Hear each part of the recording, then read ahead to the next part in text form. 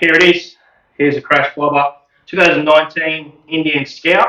Bought it as a repairable write-off. It's called a VIV for those of you guys around the world tuning in for the first time, and welcome to the channel. I'm Chris. Basically, a repairable write-off in Australia is known as a vehicle that's been in a crash or an accident. And basically what that means is that it's allowable to be repaired and restored to factory condition and be re-registered, be put on the road. So it can then get retitled, reinsured, and be safe to ride and be ridden around and then re-customised.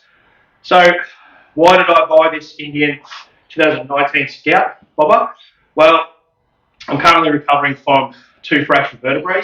It was an accident that I had. I've been riding motorcycles, dirt bikes, motocross bikes, cruisers and nakeds and sport bikes for around 15 to 20 years.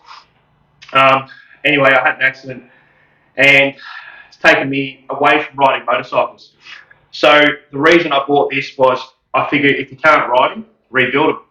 So that's where that is.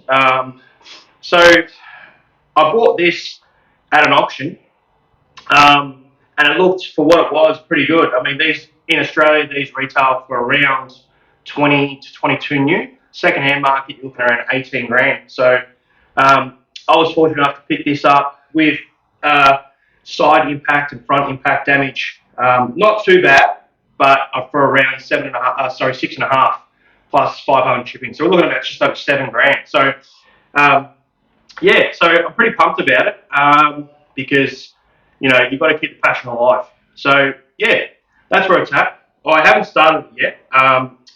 It does turn on. It has got full ignition lights. The battery's flat, so I've got another one sorted for that.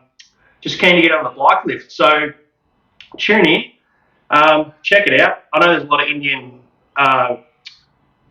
motorcycle reviews and videos on the socials, but I figured I'd put my Aussie touch to it, rebuild it to factory, and then probably custom it out with some custom mods. I've got some sheet metal experience as a sheet metal fabricator.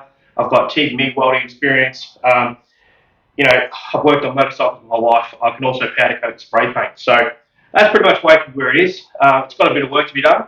So tune in, join in, subscribe, like the video if you like the content, and let's get started on the rebuild.